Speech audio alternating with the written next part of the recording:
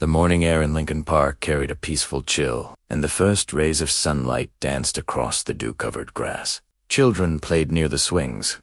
A few joggers paced the winding path, and in the middle of it all, a man in his late 40s sat quietly on a bench, tossing crumbs to a small flock of pigeons. His name was Daniel Carter, a tall .com man with sultan pepper hair, dressed in a simple gray hoodie and sweatpants. He looked like any other man taking a morning break, but under that calm exterior rested a mind sharpened by years of intelligence work, discipline, and leadership. Daniel Carter was the director of the FBI. He'd come here this morning to clear his head. Last night, his team had dismantled a human trafficking ring. Dozens of lives were saved, but the cruelty of what he'd seen haunted him. He found peace in quiet corners like this, away from titles and bureaucracy. As he watched a child feed ducks by the pond, a faint smile tugged at his lips. A rare softness in a man used to commanding federal agents and briefing presidents. But peace doesn't last long when prejudice walks in. A police cruiser pulled into the park's narrow drive, tires crunching against the gravel. Two uniformed officers stepped out. Officer Mike Henderson, a bulky man in his mid-30s with a permanent sneer, and Officer Tom Riley. Aroki still knew enough to be cautious. "Patrol check," Henderson muttered, sipping his coffee. "Let's keep this park safe from all the suspicious types." His eyes caught Daniel sitting alone, dark-skinned, well-built, wearing simple clothes. Henderson's tone changed cold and mocking. "There's one right there. Doesn't look like a morning jogger to me." Riley hesitated. "He's just sitting there, sir." "Yeah," Henderson snorted. "Sitting there, casing the place. Maybe. Let's see what he's up to." He swaggered toward Daniel, his hand resting casually on his holster. Daniel looked up, calm but alert. "Morning, officer," he greeted politely. "Don't morning me," Henderson snapped. "Show me some ID. You look like you don't belong here." Daniel's brows furrowed slightly. "I'm sorry I don't belong here." "Don't play smart with me," Henderson barked. "This is a public park, but we've had complaints about suspicious people hanging around. You fit the description." Daniel blinked slowly. "Suspicious because I'm sitting on a bench?" "Because you're loitering, buddy," Henderson said, stepping closer. "Let's see some ID before I take you in for questioning."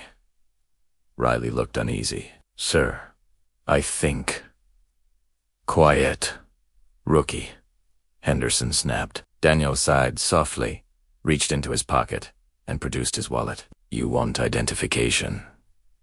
"Yeah. Move slow. I've seen your kind pull stuff before." Daniel handed him a leather ID case. Henderson snatched it, glanced briefly, and froze. The golden badge gleamed under the sun. Federal Bureau of Investigation, Daniel E. Carter, Director. His smirk vanished. The blood drained from his face. "Well, wait. This is some kind of joke, right?" he stammered. Daniel's eyes locked onto him, calm but piercing. "You just insulted and threatened the director of the FBI, Officer Henderson." The rookie's jaw dropped. Henderson's hand trembled, the badge still in his grasp. For a long, heavy moment, silence filled the park. Even the birds seemed to stop chirping. Daniel rose slowly, towering over the officer who had been mocking him seconds earlier. "You see, Officer Henderson," he said evenly, "this is what's wrong with the world. You looked at my skin and saw a threat. You looked at my clothes and saw a suspect. But you never looked at my humanity." "I didn't he mean? Didn't he mean to racially profile a man sitting on a park bench?" Daniel's voice deepened, quiet but sharp. "Didn't mean to humiliate someone because of their color." The rookie tried to speak, but Daniel raised a hand. "No, Officer Riley. This is a lesson he needs to hear." Daniel took a step closer. "When I joined the Bureau, I believed justice was blind. I believed our uniforms meant protection for all citizens, not intimidation for some. But men like you make people afraid to trust the badge." Henderson's lips trembled. "Sir, please, it was a misunderstanding." "No, Daniel interrupted, his tone icy now. It was discrimination. The kind of discrimination that destroys lives. I've seen men shot for less. I've seen children grow up fatherless because someone like you made a split-second judgment. The rookie lowered his head, shame written across his face. By now, a few bystanders had gathered, watching the scene unfold. One woman whispered, "Is that really the FBI director?" Another pulled out her phone. Daniel took back his badge. "Officer Henderson, I could have you suspended before the sun sets, but punishment isn't what I'm after. I want you to remember this moment every time you stop someone who looks different from you." He turned to Riley. "And you speak up when you see wrong. Silence makes you part of it." Riley nodded, eyes moist. "Yes, sir." Daniel began to walk away. But Henderson, desperate, called out, "Sir, please. I've got a family." Daniel stopped. So did George Floyd. So did countless others. Think about that the next time you see someone as a threat before a person. Without another word, they walked off, leaving Henderson trembling, Riley speechless, and the crowd stunned. That evening, back in his office, Daniel sat alone, staring at the city skyline. The incident replayed in his mind.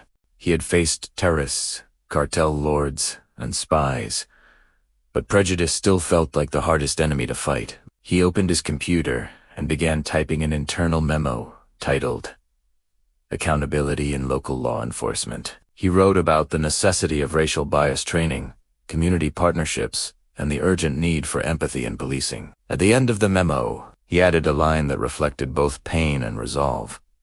No man should fear a park bench because of his skin color, and no badge should lose its honor to prejudice.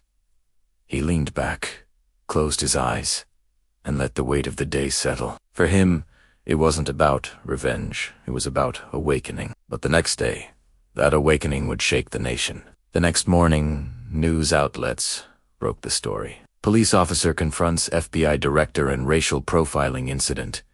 Internal Affairs launches investigation. Bodycam footage confirmed every word. Henderson was suspended pending review, while Riley was reassigned for further training. But more importantly, Daniel's memo circulated through every law enforcement agency in the country. It became a mandatory case study on ethics and accountability. A week later, Daniel received a handwritten letter. "Sir, this is Officer Mike Henderson. I was wrong. I'm ashamed. I've started attending community outreach sessions. I want to understand, not judge. Thank you for not ending my career that day and for showing me who I had become." Daniel read the letter silently, folded it, and placed it in his drawer. He whispered to himself, maybe justice isn't always about punishment. Sometimes it's about change. The park was quiet again that weekend. Daniel returned to the same bench. Children laughed nearby, and the same flock of pigeons fluttered down before him. He smiled faintly, fed them a few crumbs, and whispered, "Maybe there's hope yet."